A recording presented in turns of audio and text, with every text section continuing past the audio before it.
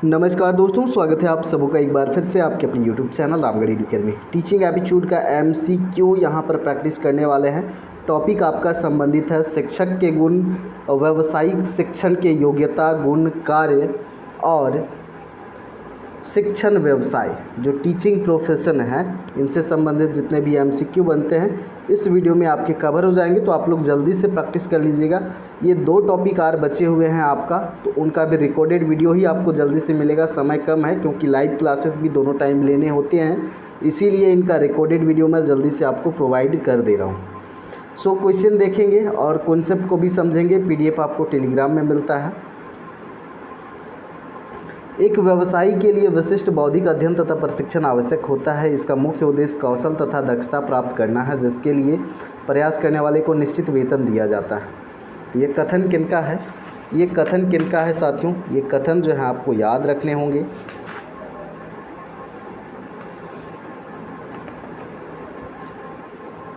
चलिए, ये कथन आपका कार्ल सैंडर्स का है, ज़्यादा इम्पोर्टेंट नहीं है। शिक्षण व्यवसाय अन्य व्यवसायों से उत्तम है क्योंकि इसको उत्तम माना जाता है। उत्तम आपको लोभ लालच में आके नहीं मानना है, आपका उसमें रुचि है, इच्छा है या फिर उसको आत्मसंतुष्टि मिलती है, तब ये कार्य में आप आए हैं या फिर आ सकते हैं। दूसरा रीज़न आपको नहीं देना है। शिक्षक को समाज में उच्च स्थान दिया जाता है, ये बिल्कुल उत्तम माना जा सकता है, ये कारण है। मूल्य निर्धारित नहीं किया जाता है, अधिक मिलती है छुट्टियां, लालच नहीं करना है, जीते जागते रूप से शिक्षक आत्मसंतुष्टि का माध्यम बनते हैं, ये ज़्यादा इफेक्टिव नहीं है। सबसे बेहतर विकल्प ऑप्शन ए लग रहा है कि समाज में आपको ऊंचा स्थान मिलता है। मास्टर साहब। शिक्षण व्यवसाय की तुलना की जा सकती है किससे हम तुलना करेंगे? टीचिंग प्रोफेशन का साथियों। व्यवस्थित अनवरत विश्राम इसमें तो नहीं है। लाभप्रद व्यवहार के माध्यम से नहीं देखना है आपको। संवेदनशील जवाबदेह तो है, लेकिन यहाँ पर तुलना करेंगे परिश्रम रहित आजीविका उपार्जन से। ऑप्शन सी यहाँ पर होगा आपका करेक्ट आंसर। आपकी दृष्टि से वह शिक्षा सफल है जो शिक्षा सफल कब माना जाएगा? शिक्षा सफल माना जाएगा जब वो देश के अभिवृद्धि में सहयोग करे, देश के विकास में सहयोग करे। सिर्फ आपको अपना सम्मान या आत्मसंतुष्टि नहीं देखना है, ओवरऑल देश का विकास होना चाहिए। शिक्षण व्यवसाय अपनाने हेतु तैयारी करने के लिए सर्वप्रथम किसी व्यक्ति के अंदर निम्न में से किन बातों का होना आवश्यक है? अब टीचिंग प्रोफेशन का तैयारी करना है, सर्वप्रथम व्यक्ति के अंदर कौन सा बात आवश्यक होना चाहिए? आप में जो पॉजिटिव टीचिंग का जो एप्टीट्यूड है और जो इंटरेस्ट है, ये बिल्कुल होना चाहिए, सबसे ज़्यादा ज़रूरी है। कम वेतन एवं कम सुविधाओं पर भी काम करने के लिए तैयार होना, ये ज़्यादा आवश्यक नहीं है। समाज में यश प्राप्ति की अभिलाषा, यश प्राप्ति की लालसा या लालच से जा रहे हैं तो ये तो गलत हो जाएगा। सबसे पहले आपका सकारात्मक शिक्षण अभिवृत्ति अभियोग्यता होनी चाहिए। शिक्षण व्यवसाय को अपनाने के पीछे निम्न में से एक को छोड़कर सभी कारण हो सकते हैं।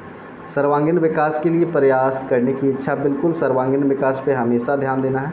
सेवानिवृत्ति के बाद लाभ, तो देखिए लाभ एक को छोड़कर सभी कारण हो सकते हैं। लाभ के बारे में नहीं सोचना है आपको। स्वयं को एक अच्छे शिक्षक के रूप में स्थापित करने की उच्च अभिलाषा हो सकती है। समाज सुधार की भावना है तो आप कर सकते हैं, लेकिन सबसे बेहतर जो विकल्प होगा यहाँ पर शिक्षण व्यवसाय को अपनाने के पीछे निम्न में से एक को छोड़कर सभी कारण हो सकते हैं। तो किसको छोड़ना होगा यहाँ पर? ऑप्शन सी गलत प्रिंट किए हुए हैं। हमें लाभ वाला जो लोभ लालच वाला है, इसको हम यहाँ पर नहीं ले सकते। बाकी ये तीनों होंगे, पहला, दूसरा, तीसरा सही होगा। ये एरर यहाँ पर ऑप्शन से ही एरर टाइप कर दिए हैं। नीचे होना चाहिए AB दोनों या AC दोनों, इस तरह से होने चाहिए, जैसा कि ऑप्शन आपका नहीं है। पहला प्रायोरिटी सर्वांगीण विकास पे देना है, समाज सुधार का तो ये काम है ही। बाकी ये भी सही है, लेकिन यहाँ पर ऑप्शंस के अनुसार तीनों सही हैं। शिक्षक नियुक्त होने के बाद भी शिक्षकों को प्रशिक्षण की आवश्यकता होती है। अब ट्रेनिंग की आवश्यकता होती है, नियुक्ति के बाद भी ट्रेनिंग दिया जाता है, आपने देखा होगा। तो क्या होता है, इस प्रकार के कार्यक्रमों के आयोजित होने से शिक्षक का बौद्धिक विकास होता है। बिल्कुल, जो B.Ed में ट्रेनिंग दिया हुआ रहता है क्या वो भूल जाते हैं? ऐसा तो नहीं है। नए अनुसंधानों एवं शिक्षा के उनके प्रयोगों की जानकारी शिक्षकों को मिलती रहनी चाहिए। चाहिए नहीं। नए नए कार्यक्रम अगर आयोजित किए जाते हैं प्रशिक्षण के दौरान बौद्धिक विकास होता है। ऑप्शन ए ज़्यादा यहाँ पर सूटेबल है। शिक्षक के लिए मानसिक स्वास्थ्य के साथ साथ शारीरिक स्वास्थ्य भी आवश्यक है। बिल्कुल, दोनों ज़रूरी है। शिक्षक को छात्रों के साथ खेलना भी पड़ता है। खेलना ज़्यादा ज़रूरी नहीं है। शिक्षण कार्य में निरंतर क्रियाशील रहना पड़ता है, जिसमें आपको बोलना पड़ता है, चलना पड़ता है, लिखना पड़ता है। तो आपका शारीरिक स्वास्थ्य भी सही होना चाहिए। मानसिक शारीरिक दोनों प्रकार की क्रियाओं का आवश्यकता पड़ता है। तो बेहतर विकल्प आपको दिख रहा है ऑप्शन बी और सी, यहाँ दोनों होगा आपका करेक्ट आंसर।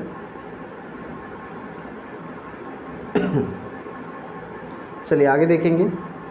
कभी कभी बहुत विद्वान व्यक्ति भी अच्छा शिक्षक नहीं बन पाता, इसका स्वाभाविक कारण हो सकता है। देखिए, बहुत सारे कारण हो सकते हैं कि आप नॉलेज है लेकिन आप अच्छा शिक्षक नहीं बन सकते हैं। हो सकता है आपका जो स्किल है, टीचिंग का स्किल है, ये डेवलप नहीं हुआ है। जो कौशल होने चाहिए वो विकसित नहीं है। या फिर आपका जो कम्युनिकेशन है, संप्रेषण का जो तरीका है, अपने बातों को सही से छात्रों के बीच अभिव्यक्त नहीं कर पा रहे हैं, ये भी कारण हो सकता है। देखिए यहाँ पर कक्षा में सूचना संप्रेषित करते समय विद्यार्थियों के स्तर को ध्यान में न रखना, ध्यान में हमेशा रखना है आपको, तो ये भी हो सकता है यहाँ पर। शिक्षक कौशल में परिपक्वता का न होना, ये भी होता है। विद्वता का दुरुपयोग करना, ये भी कारण हो सकता है। तो तीनों के तीनों यहाँ पर कारण बन रहे हैं। तो ए बी सी तीनों आंसर होना चाहिए। दोनों दिया हुआ है तो दोनों यहाँ नहीं, दोनों को ही लेके चलना होगा। सबसे ज़्यादा ज़रूरी है ये जो टीचिंग स्किल्स हैं, जो टीचिंग मेथड्स हैं, सिद्धांत है, ये नॉलेज होना चाहिए। योग्य विद्यार्थी ही योग्य शिक्षक बन सकता है, इस युक्ति का आशय है। शिक्षण एक चुनौती भरा काम है, यह अयोग्य छात्रों के कोई ज़रूरी नहीं है। अयोग्य छात्र भी मेहनत करके बन सकते हैं। जो छात्र पढ़ने में अच्छा नहीं है वो अच्छा शिक्षक नहीं बन पाता। क्यों? बाद में मेहनत करके बना जा सकता है। जो छात्र अध्ययनशील रहा है वह आगे भी अध्ययनशील होकर अच्छा शिक्षक बन, कोई ज़रूरी नहीं है कि कोई शुरू में अध्ययनशील रहा है तो बाद में भी वो अध्ययनशील रहे। धीरे धीरे इंटरेस्ट कम भी हो सकता है। तो यहाँ पर कोई भी विकल्प जो है 100% सही नहीं है। कुछ हद तक सही है लेकिन 100% सही कोई भी कथन नहीं है आपका।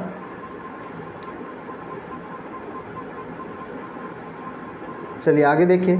निम्नलिखित में से कौन सी शिक्षक संबंधी ऐसी वैध कसौटी है जिसके आधार पर इस तथ्य की पुष्टि होती है कि शिक्षण को एक उच्च व्यवसाय कहा जा सकता है? उच्च व्यवसाय किसके हिसाब से हम कह सकते हैं?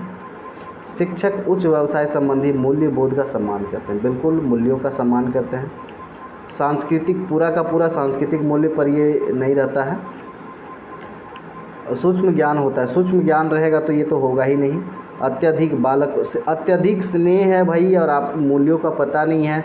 जो व्यवसाय है उसका रेस्पेक्ट नहीं कर रहे हैं, टीचिंग प्रोफेशन का, टीचिंग लर्निंग प्रोसेस नहीं पता, साइकोलॉजी नहीं पता, सिद्धांत मेथड्स नहीं पता, तो सिर्फ स्नेह से काम नहीं चलने वाला। ऑप्शन ए ज़्यादा बेहतर विकल्प है। शिक्षण को उच्च व्यवसाय के अंतर्गत वर्गीकृत करने का मुख्य कारण,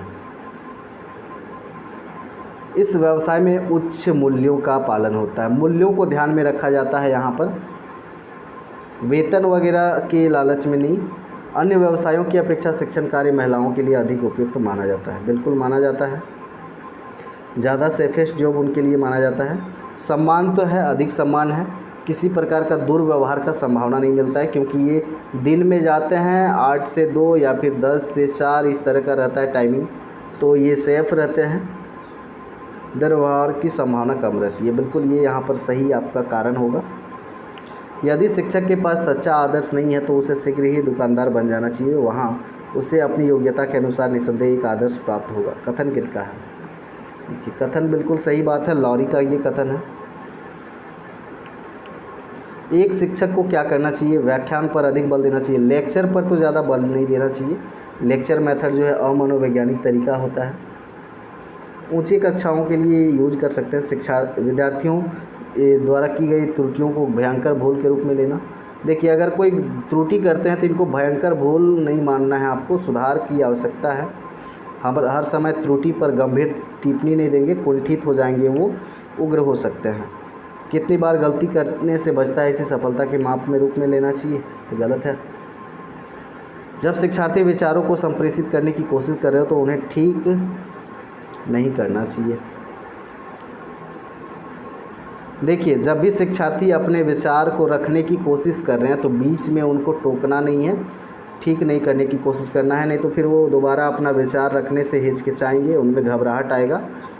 तो ये बीच में आपको नहीं करना है। ऑप्शन डी यहाँ पर बेहतर विकल्प होगा। एक प्रभावशाली अध्यापिका होने के लिए यह महत्वपूर्ण है। इफ़ेक्टिव टीचर होने के लिए क्या ज़रूरी है? ज़रूरी है कि उत्तर पुस्तकों को बल नहीं देना है, किसी भी चीज़ पर बल नहीं देना है, आपको फोर्स नहीं देना है। समूह गतिविधियों के बजाय समूह गतिविधियों को तो हमेशा बढ़ावा देना है, बजाय बोला है तो ये तो होगा नहीं।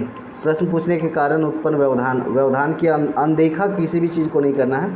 प्रत्येक बच्चे के संपर्क में रहना है, सबों को अच्छे से ट्रीट करना है। निम्नलिखित में से कौन सा शिक्षक से संबंधित अधिगम को प्रभावित करने वाला कारक है? शिक्षक से संबंधित प्रभावित करने वाला कारक, प्रभावित कौन सा कारक यहाँ पर करेगा? विषय वस्तु में कितना प्रवीण है शिक्षक, ये तो करेगा ही करेगा। बैठने की उचित व्यवस्था, ये भी करेगा।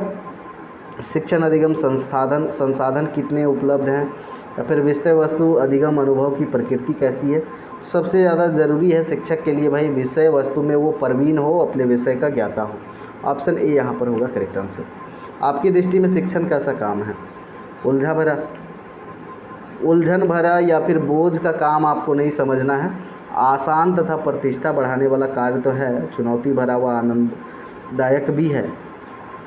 बी और सी यहाँ दोनों होंगे, लेकिन उस तरह का विकल्प नहीं है, तो बी ज़्यादा बेहतर है, बी के साथ में जाएंगे। कक्षा में शिक्षक की भूमिका हो सकती है, कैसी हो सकती है भूमिका साथियों? छात्रों सिर्फ सूचना देना, छात्रों को अधिगम के लिए प्रेरित करना, हमेशा आप उन्हें सीखने के लिए मोटिवेट करें, ये बेहतर विकल्प हो सकता है यहाँ पर। अच्छे नंबर या फिर अच्छे स्कोर करना, इस पर बल नहीं देना है आपको, कि वो हमेशा सीखने के लिए प्रेरित हैं, उस पर आप बल दें। शिक्षण व्यावसायिक दायित्व योग्यता गुण, शिक्षकों के गुण से संबंधित सवाल, एक दो सवाल पूछे जा सकते हैं। अच्छा शिक्षक वह है जो अपने विषय में प्रवीण तो होना चाहिए, मेधावी, परिश्रम, ये सारे, कोई ज़रूरी नहीं है कि वो सादा जीवन व्यतीत करे, क्यों भाई, अपने छात्रों के प्रति सच्ची लगन रखता हो, ये भी गुण होना चाहिए। सबसे बेहतर विकल्प होगा कि सबसे पहले आप अपने सब्जेक्ट में प्रवीण हो, उसके बाद ये सारी जो क्वालिटीज़ हैं ये आती हैं, तो बेहतर विकल्प ए होगा। एक शिक्षक का निजी जीवन कैसा होना चाहिए? शिक्षक का पद की गरिमा के अनुरूप होना चाहिए, स्कूल के मानक। सबसे बेहतर होगा निजी जीवन में भी आप स्कूल के जो मानक हैं उनके अनुरूप होने चाहिए। नहीं, ये नहीं होगा यहाँ पर। पद की गरिमा के अनुरूप होना चाहिए, कि आपका शिक्षक का पद है तो आप अपने समाज, सोसाइटी, परिवार में भी अपने पद के गरिमा के अनुसार ही व्यवहार करें या जीवन जिए, क्योंकि आपका असर आपके अगल बगल पर पड़ता है। शिक्षक के लिए उपयुक्त सबसे मूल्यवान क्या है? उसकी नौकरी नहीं भाई। सबसे ज़्यादा मूल्यवान होगा आपका जो छात्रों के प्रति आपका जो विश्वास है, ये आपका मूल्यवान है। ये अगर है तो सब ठीक है भाई। आगे देखेंगे, इस विद्यालय के सभी कार्यक्रमों में सहभाग करना चाहिए, क्योंकि इससे क्या होता है? व्यक्तित्व का विकास होता है, बिल्कुल पर्सनैलिटी डेवलपमेंट होता है, सीखने का भी अवसर मिलता है, ये सारी चीज़ें होती हैं। किसी भी विषय वस्तु को सरलता से सिखाने के लिए शिक्षक का सर्वप्रथम गुण होना चाहिए। सबसे पहले कौन सा गुण होना चाहिए? सबसे पहले वही विषय वस्तु या सब्जेक्ट का नॉलेज होना चाहिए। ये सब भी होने चाहिए, बाद की चीज़ें हैं। पहला जो आपका प्रेफरेंस होगा वो सब्जेक्ट नॉलेज। शिक्षक छात्र को व्यवसाय के चयन के लिए सहायता तथा निर्देशन इसलिए देते हैं। व्यवसाय के लिए देखिए, छात्रों को व्यवसाय देते हैं क्योंकि उनके रुचि को, उनके क्षमता, योग्यता को शिक्षक जानते हैं, इसीलिए सलाह या निर्देशन देते हैं शिक्षक कि आप ये व्यवसाय में जा सकते हैं। तो छात्रों के रुचि का ज्ञान होता है उनको, इसीलिए। आगे देखेंगे, शिक्षक को अपनी विषय वस्तु में निरंतर नए ज्ञान का समावेश करते रहना चाहिए, नए ज्ञान अर्जित करते रहना चाहिए, ताकि वो छात्रों को भी नए ज्ञान दे सके। बेहतर विकल्प यहाँ से होगा। शिक्षक का सर्वाधिक महत्वपूर्ण कार्य, सबसे महत्वपूर्ण कार्य शिक्षक का साथियों, अनुशासन, प्रबंधन। सबसे महत्वपूर्ण तो ये नहीं है, आपको छात्र दिग्दर्शन का सबसे ज़्यादा महत्वपूर्ण कार्य है। कक्षा के आधार या सिद्धांतों की निम्न में से किसके द्वारा प्रतिस्थापना की जानी चाहिए? ये प्रतिस्थापना की जानी चाहिए आधार या जो सिद्धांत हैं वो छात्र और शिक्षक महत्वपूर्ण पिलर हैं। बाकी मैनेजमेंट, डिसिप्लिन और प्रधानाचार्य भी देखेंगे, ज़रूरी है छात्र शिक्षक। कक्षा में शिक्षक की भूमिका होनी चाहिए, कैसी होनी चाहिए भूमिका होनी चाहिए कि हमेशा सूचना, सिर्फ सूचना नहीं होगा, छात्रों को अधिगम के लिए, सीखने के लिए हमेशा प्रेरित करें। शिक्षक का मुख्य रूप से किसके प्रति जवाबदेह होता है? जवाबदेह किसके प्रति होता है साथियों? समाज और छात्रों के लिए। आगे देखेंगे, कक्षा में लोकतांत्रिक मूल्यों की स्थापना हेतु शिक्षक निम्न में से उपागम अपनाता है। में से कौन सा उपागम अपनाता है? उपागम मतलब टेक्निक, मेथड। चलिए करेक्ट आंसर हो जाएगा यहाँ पर, वह कक्षा में हर काम बहुमत के आधार पर, ऐसे थोड़ी होता है। इधर बहुमत है वैसे करेंगे वो गलत भी हो सकता है। स्वतंत्र निर्णय के लिए पूरा अधिकार नहीं देंगे, निर्णय का अधिकार देंगे लेकिन स्वतंत्र नहीं छोड़ेंगे। किसी मामले में निर्णय लेते समय वह छात्र का मार्गदर्शन करता है किंतु अपने विचारों को उन पर थोपता नहीं है। बिल्कुल अपने विचार को थोपना नहीं है। सी यहाँ पर होगा। शिक्षक का प्रमुख दायित्व होगा शिक्षक का विद्यालयों के कार्यों में सहयोग देना, बिल्कुल ये तो कार्य है। नियमित रूप से कक्षा में पढ़ाना, ये भी कार्य है। बच्चों के विकास पर समुचित ध्यान देना, नियमित समय पर विद्यालय आना। तो सबसे ज़्यादा जो ज़रूरी है दायित्व है विद्यालय के कार्य में सहयोग देना। अगर विद्यालय के कार्य में सहयोग दे रहे हैं मतलब आप नियमित कक्षा में भी आ रहे हैं, बच्चों के विकास पर भी ध्यान दे रहे हैं, समय पर आ भी रहे हैं, तो ऑप्शन ए में ही सारे के सारे ऑप्शन जो हैं समाहित हो रहे हैं, तो इस पर ध्यान देंगे। शिक्षक का चरित्रवान होना क्यों आवश्यक है? क्यों आवश्यक है दोस्तों? इनका असर पड़ता है बिल्कुल। छात्रों को एकात्मीकरण के लिए नमूना मिले, उनको नमूना मिलता है। छात्रों के भौतिक एवं नैतिक विकास में शिक्षक के कौन कौन से सर्वाधिक सहायक हैं, सर्वाधिक गुण सहायक हैं? नैतिक विकास करना है छात्रों के ऊपर, तो भौतिक और नैतिक विकास के लिए शिक्षक क्या करेगा? मित्र के गुण होने चाहिए, माँ के गुण। कठोर शिक्षक, कठोर तो कभी नहीं बनना। नैतिकता के भाग्य निर्माता, भाग्य तो निर्माता कोई भी नहीं बन सकता भाई। मित्र के गुण। भौतिक और नैतिक विकास करना है तो माँ के जैसा भी गुण होना चाहिए शिक्षक में। ऑप्शन सी ज़्यादा बेहतर विकल्प है यहाँ पर। शिक्षक को अपने वस्त्रों के विषय में फैशन परस्त नहीं होना चाहिए। बिल्कुल बहुत ज़्यादा आपको फैशन वाला नहीं पहन के आना है, चमकीला, या फिर मैडम है, शिक्षिकाएं हैं, छनर छनर पायल चूड़ी वगैरह, ये सब बहुत ज़्यादा फैशनेबल नहीं बनना है आपको। चलिए, ड्रेस का हमेशा ध्यान रखना है टीचिंग प्रोफेशन में। कुप्रभाव पड़ता है व्यक्तित्व पर, पड़ता है लेकिन बहुत ज़्यादा इसका यहाँ पर ऑप्शंस को देख लेते हैं। समाज पर मजाक का पात्र, मजाक तो नहीं, बहुत कोई तारीफ़ भी करते हैं। अगर कोई उसी मानसिकता का है तो तारीफ़ भी करेगा, अरे वाह। शिक्षक का व्यय बढ़ जाता है, नहीं, ये तो संबंधित ही नहीं है कि उसका व्यय बढ़ेगा। शिक्षक के परिधान का प्रभाव बच्चे पर पड़ता है, डी विकल्प यहाँ बेहतर है। शिक्षक को अपने वस्त्रों के विषय में फैशन परस्त, ये तो हो गया आपका। शिक्षण प्रशिक्षण के सामान्य कोर्स हैं। अब ये बीटीसी, एनटीटी, बीएड सभी टीचर ट्रेनिंग से संबंधित हैं, डी हो जाएगा यहाँ पर करेक्ट आंसर। छात्रों को व्यक्तिगत विभिन्नताओं, रुचियों, क्षमताओं को समझते हुए शिक्षक को प्रयोग करना चाहिए। शिक्षक को प्रयोग करना चाहिए, बिल्कुल उनके जो योग्यताएं हैं, भिन्नताएं हैं या रुचियाँ, क्षमता सभी को ध्यान में रखना है। तो किस तरह से यहाँ पर प्रयोग करेगा टीचर? सिद्धांतों पर, विशेषताओं पर उत्तरदायित्वों का, शिक्षण विधियों का। तो इनके अनुसार हम शिक्षण विधियों का प्रयोग करेंगे। शिक्षण विधियाँ ज़्यादा महत्वपूर्ण हैं। एक आदर्श शिक्षक का गुण होना चाहिए, एक आदर्श शिक्षक का गुण होना चाहिए, विषय पर अपने अधिकार होना चाहिए, उत्साह, आशावादी, आत्मविश्वास, ये सभी होना चाहिए। यहाँ पर उपरोक्त सभी का ऑप्शन है। निम्नलिखित में से किसके द्वारा छात्रों पर ध्यान कायम रखने में सहायता नहीं मिलती? सहायता नहीं मिलती है किस पर? शिक्षक का दीर्घीकृत कथन, ये ज़रूरी नहीं है। संकेतात्मक हाव भाव आप कर सकते हैं, ध्यान रख सकते हैं। क्लास के टाइम में आप संकेत का भी इस्तेमाल करेंगे। आवाज़ में थोड़ा बहुत उतार चढ़ाव ला सकते हैं। कक्षा में शिक्षक की गतिविधि, आप किस तरह की एक्टिविटी हरकतें कर रहे हैं, ये सारी चीज़ें ध्यान कायम करती हैं। कथन आपका दीर्घीकृत नहीं होना चाहिए। शिक्षक को निम्न के बारे में ज्ञान होना चाहिए। किसकी ज्ञान होना चाहिए शिक्षक को? शिक्षक को अपना सब्जेक्ट का ज्ञान होना चाहिए, शिक्षण विधियाँ TLM का ज्ञान होना चाहिए, बालकों को समझने वाला होना चाहिए। बालक को क्या अच्छी जानकारी थी, बालक को क्या जानकारी चाहिए, बालक को पहले से क्या ही जानकारी है, बालक को क्या जानने में कठिनाई है।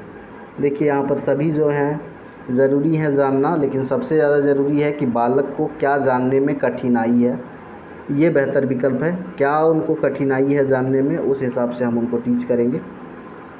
एक व्यक्ति जो अच्छा शिक्षक बनना चाहता है, उसका अच्छा शिक्षक बनना चाहता है उसका क्या होना चाहिए? सबसे पहली वो फॉर्मल एजुकेशन प्राप्त करे, छात्रों का स्नेही होना आवश्यक है, प्रशिक्षित हो या ना हो। ऑप्शन बी यहाँ पर बेहतर विकल्प माना जाएगा। हालांकि यहाँ पर प्रशिक्षित होना तो आवश्यक है, बिना प्रशिक्षण के आप टीचर अभी बन ही नहीं सकते। लेकिन एक शिक्षक बनना है, अगर औपचारिक रूप से स्कूल कॉलेज में सरकारी नहीं बनना है तो आप औपचारिक शिक्षा ग्रहण कर ले, छात्रों के प्रति स्नेही हैं, प्रशिक्षित नहीं है, ट्रेनिंग अगर BEd DLEd नहीं लिए हैं, जैसे हमारे खान सर हैं, बहुत सारे टीचर हैं ऐसे पॉपुलर टीचर, वो तो ट्रेनिंग नहीं किए हैं BEd DLEd, लेकिन फिर भी अच्छे शिक्षक बने हैं। तो यहाँ पर बी विकल्प होगा आपका करेक्ट आंसर। कुशल शिक्षक वह है जो छात्रों को स्व अधिगम की दिशा में अग्रसित करे। स्व अधिगम यानी कि आप उनको इतना मोटिवेट कर रहे हैं कि वो सेल्फ स्टडी के लिए अग्रसर हो रहे हैं, तो आपसे अच्छा कोई हो ही नहीं सकता। डी यहाँ पर बेहतर होगा। छात्रों के साथ व्यवहार करते समय शिक्षक को चाहिए कि, शिक्षक को क्या चाहिए साथियों व्यवहार करते समय? कि किसी भी तरह का उन पर आप पाबंदी, जोर ज़बरदस्ती का काम न करें, भेदभाव का काम न करें, बराबरी के आधार पर सम्मान दें, पक्षपात बिल्कुल भी न करें। ऑप्शन सी यहाँ पर होगा।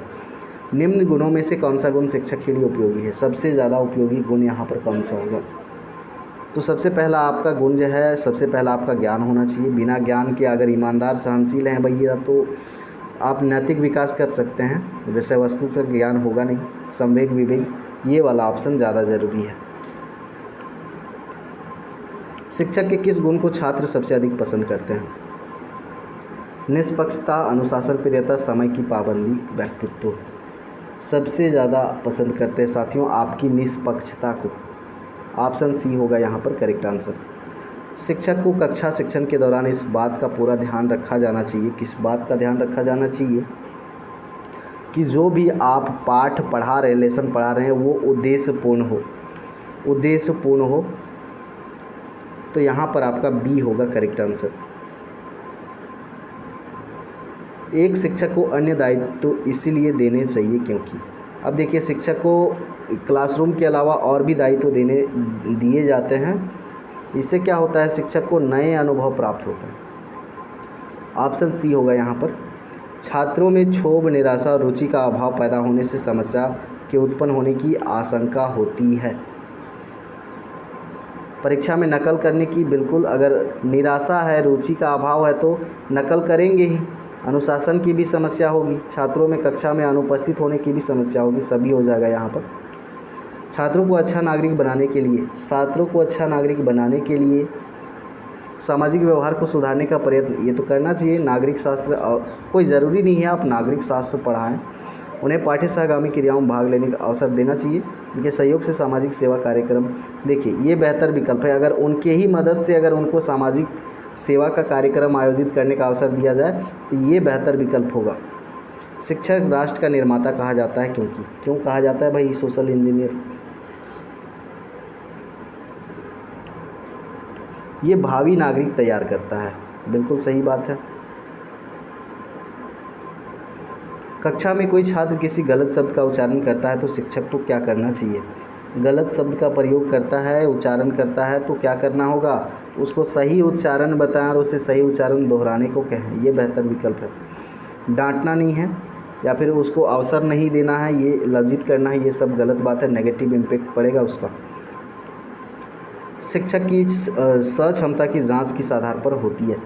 किस आधार पर की जा सकती है उनका सक्षमता का जांच? शिक्षक के व्यक्तित्व के आधार पर। शिक्षण में हर व्यक्ति प्रवीण नहीं हो सकता। आप क्या मानते हैं? आप क्या मानते हैं कि सभी प्रवीण हो सकते हैं? अनुभव के द्वारा होता है। कोई शिक्षण कला भी है, क्षेत्र बहुत व्यापक है, जटिल प्रक्रिया। प्रवीण नहीं हो सकता है क्योंकि क्षेत्र जो है इसका बहुत व्यापक है। ऑप्शन सी यहाँ पर बेहतर विकल्प होगा आपका। आगे देखेंगे, एक शिक्षक के रूप में आप किस भावना को बढ़ाने में मदद करेंगे? कैसी भावना आप छात्रों में जागृत करना पसंद करेंगे? ईर्ष्या तो कभी नहीं, भेदभाव कभी नहीं, जाति धर्म के नाम पर कोई भेदभाव ना हो, ये भी बात सही है। यही आप बढ़ावे की प्रयास करेंगे कि इस तरह का भेदभाव ना हो।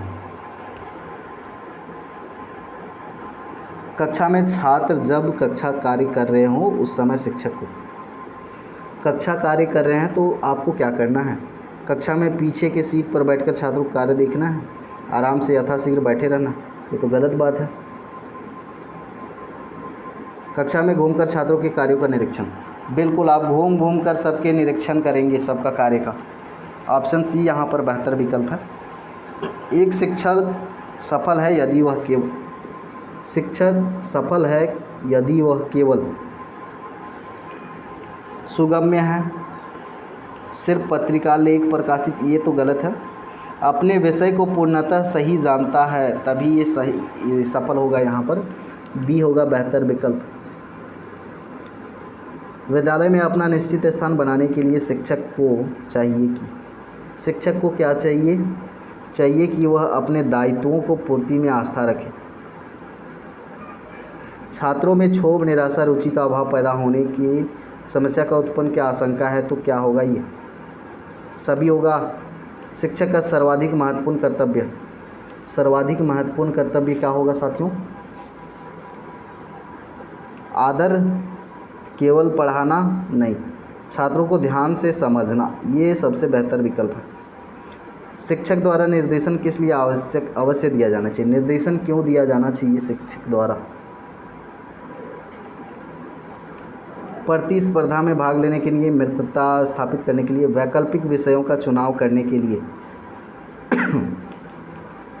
शिक्षक जब कक्षा में प्रथम बार प्रवेश करे तो उसकी बातचीत का विषय होना चाहिए। अब जब फर्स्ट टाइम इंटर कर रहा है क्लासरूम में तो विषय क्या होना चाहिए? सबसे पहले इंट्रोडक्शन, भाई अपरिचित हैं, आप किसी को जानते नहीं हैं, वे आपको नहीं जानते।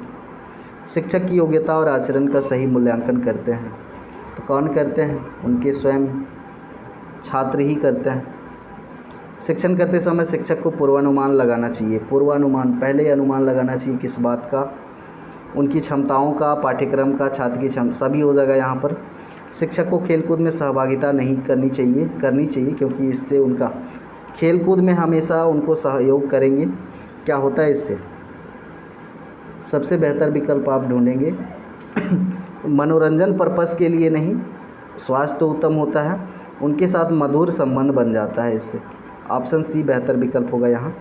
शिक्षक को कक्षा में कोई भी पाठ पढ़ाने से पूर्व उसके लिए शिक्षण बिंदु तैयार कर लेना चाहिए, मतलब लेसन प्लान आपको तैयार कर लेना चाहिए। लेसन प्लान के बारे में बताया है, तो इससे क्या होगा? शिक्षण जो होगा आपका, जो टीचिंग होगा, ये प्रभावशाली होगा। ऑप्शन सी यहाँ पर बेहतर विकल्प होगा। शिक्षक की भूमिका एक जलते हुए दीपक से अन्य दीपकों को प्रज्वलित करने जैसी होती है। आप इस संबंध में क्या रखते हैं? सत्य बात है कि असत्य है भाई? तो बिल्कुल सत्य बात है। चलिए आगे देखेंगे, शिक्षण करते समय शिक्षक का तत्कालीन उद्देश्य क्या होता है? तत्कालीन उद्देश्य क्या होगा आपका? सारे छात्रों का शैक्षिक स्तर ऊंचा उठाना, ये तत्कालीन उद्देश्य होना चाहिए। छात्रों को सर्वाधिक प्रेरणा किससे मिलती है? सबसे ज़्यादा मोटिवेशन नई शिक्षण विधियों के प्रयोग से प्राप्त आनंद से उनको मोटिवेशन मिलता है। ऑप्शन डी यहाँ पर होगा बेहतर विकल्प। शिक्षक की वेशभूषा तथा वस्त्र आदि कैसे होने चाहिए? मर्यादित होने चाहिए।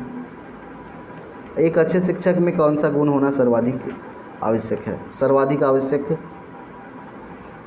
आदर्श व्यक्तित्व। आपका जो व्यक्तित्व है ये आदर्शवादी होना चाहिए। निम्नलिखित में से शैक्षिक ह्रास को रोकने के लिए आप कौन सा उपाय अपनाएंगे? शैक्षिक जो ह्रास हो रहा है इसके लिए आप कौन सा उपाय अपनाएंगे? शिक्षकों की शिक्षा के प्रति प्रतिबद्धता, ताकि वे सभी एकजुट होकर इस समस्या के निदान में पहल करें। ये बेहतर विकल्प है यहाँ। निम्न में से क्या एक आदर्श शिक्षक के लिए सही नहीं है? सही कौन सा नहीं है आदर्श शिक्षक के लिए? सदैव छात्रों को निर्देश देना, हमेशा उनको निर्देश देते नहीं रहना है, इससे भी वो बोर हो जाएंगे, चिढ़ने लगेंगे, तो ये सही नहीं है। निर्देश देंगे जहाँ ज़रूरी होगी, आवश्यकता होगी, सदैव नहीं देना। बाकी सारी कार्य आप सदैव कर सकते हैं। प्रोत्साहित करेंगे हमेशा विचार विमर्श। उस शिक्षक को अत्यधिक कुशल मानना चाहिए, जो अत्यधिक कुशल मानना चाहिए। किनको मानना चाहिए? जो छात्रों को स्व अधिगम के पर्याप्त अवसर दे, सेल्फ स्टडी के लिए उनको पर्याप्त अवसर दे, ये बेहतर होगा। बहुत ज़्यादा कंट्रोल या बहुत ज़्यादा हंसी मजाक, कठिन परिश्रम, ये सब गलत बातें हैं। अपने शिक्षण को और अधिक प्रभावशाली बनाने के लिए आप क्या करेंगे? देखिए, ज़्यादा इफ़ेक्टिव बनाना है, प्रभावशाली बनाना है, तो आप ज़्यादा से ज़्यादा, अधिक से अधिक उदाहरण देंगे तो ये ज़्यादा प्रभावशाली होता है, याद भी रहता है। तो जो भी उदाहरण देंगे आप अपने जो पाठ पढ़ा रहे हैं उसी से संबंधित होने चाहिए। निम्नलिखित में से शिक्षक का कौन सा व्यवहार कक्षा के अधिगम के लिए सकारात्मक वातावरण के निर्माण में सहायक नहीं होगा? सहायक नहीं होगा कौन सा यहाँ पर? तो तुलनात्मक मूल्यांकन। तुलना कभी नहीं करना है आपको। तुलना करेंगे तो वो एक जो थोड़ा कम स्कोर करें, जो थोड़ा कम हैं, तो उनमें हीन भावना विकसित होगा, कुंठित होंगे। तो तुलनात्मक मूल्यांकन नहीं करना है आपको। शिक्षक को किसके अनुसार कार्य करना चाहिए? क्षमता एवं सामर्थ्य के अनुसार। शिक्षक निम्न में से कौन सा व्यक्तिगत गुण का उदाहरण है? व्यक्तिगत गुण। व्यक्तिगत गुण कौन है यहाँ पर? सहानुभूति, ये भी व्यक्तिगत है, सभी व्यक्तिगत ही हैं। विद्यालय में रखे गए अभिलेखों का उदाहरण। अभिलेखों का उदाहरण विद्यालय में छात्र उपस्थिति रजिस्टर भी अभिलेख है, मूल्यांकन रजिस्टर, ये सभी आपके अभिलेख ही हैं। छात्रों की रुचियों, योग्यताओं, क्षमताओं के अनुरूप शिक्षण विधियों के प्रयोग हेतु शिक्षक को ज्ञान होना चाहिए। अब शिक्षण विधियां का प्रयोग करना है तो किसका ज्ञान सबसे ज़्यादा ज़रूरी है? सबसे ज़्यादा ज़रूरी है साथियों व्यक्तिगत विभिन्नता का। उनके योग्यता क्षमता के आधार पर आप उनको ज्ञान देंगे तो उनमें जो भी भिन्नताएँ हैं व्यक्तिगत रूप से, उनका आपको पहले ज्ञान होना चाहिए। तो बेहतर विकल्प ए होगा। उसके बाद में टीचिंग मेथड्स आएंगे। चलिए, तो ये होगा आपका टॉपिक। नीचे आंसर्स हैं, आप लोग एक बार रिवीजन कर लीजिएगा। बाकी एक दो टॉपिक बचे हैं, उनको भी प्रॉपर मिल जाएगा। जो लाइव चल रहे हैं सेशंस वो कंटिन्यू चलते रहेंगे। धन्यवाद दोस्तों, जोहार।